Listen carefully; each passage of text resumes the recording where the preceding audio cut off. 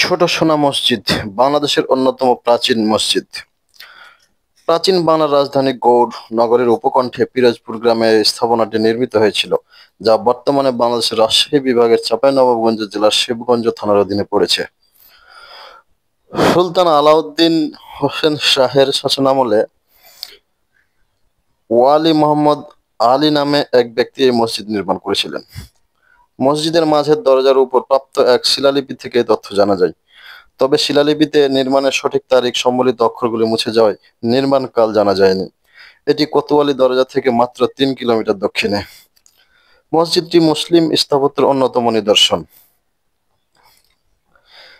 এটি হোসেন শাহ স্থাপত্য রীতিতে তৈরি।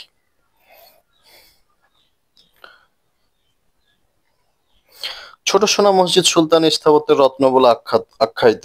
এর বাইরের দিকে সোনালী রং ও আস্তরণ ছিল। সূর্যের আলো পড়লে এই রং সোনার মতো ঝলমল করত।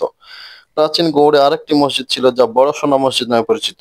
এটি তৈরি করেছিলেন সুলতান নুসরত শাহ। সেটি ছিল আরো বড়, তাই স্থানীয় লোকজন এটিকে ছোট সোনা মসজিদ বলে অবহিত করত, আর গৌড় নগরীর মসজিদটিকে বলতো বড় সোনা মসজিদ। পুরো মসজিদের অলঙ্করণে মূলত পাথর, ইট, টেরাকোটা ও টাইল ব্যবহার করা হয়েছে। এদের মাঝে পাথর খোদাই এর কাজই বেশি। মসজিদের সম্মুখভাগ, বুরুজ সমূহ, দরজা প্রভৃতি অংশে পাথরের উপর অত্যন্ত মিহি কাজ রয়েছে, যেখানে লতাপাতা, গোলাপ ফুল, ঝুলন্ত শিকল, ঘণ্টা ইত্যাদি খোদাই করা আছে।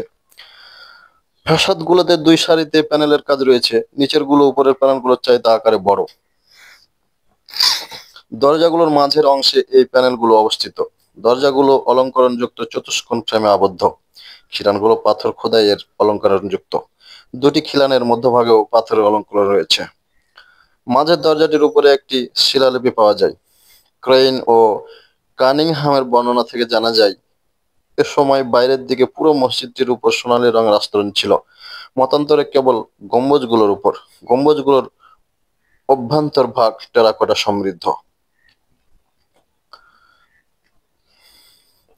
মূল মসজিদের আঙ্গিনায় ঢোকার পথে একটি তোরণ আছে। এর বাইরের দিকটি পাথর দিয়ে ঢাকা ছিল। এটি 2.4 মিটার চওড়া, উচ্চতা 7.6 মিটার। তোরণটি মসজিদের মাঝের দরজা বরাবর অবস্থিত। তোরণের সামান্য পূবে বাঁধানো মঞ্চের উপর উত্তর দক্ষিণ বরাবর 2টো কবর রয়েছে। 2টি কবরে কালো পাথরের উপরে উঠে যাওয়া সিঁড়ি সদৃশ স্তরযুক্ত। সবচেয়ে উঁচুতে যে স্তরটি রয়েছে তা ব্যারেল আকৃতির। এতে পবিত্র কোরআন শরীফের কিছু আয়াত ও আল্লাহর নাম লেখা রয়েছে। কবর দুটো কার তা জানা যায় না, তবে ধারণা করা হয় নির্মাতা ওয়ালি মোহাম্মদ ও তার স্ত্রীর।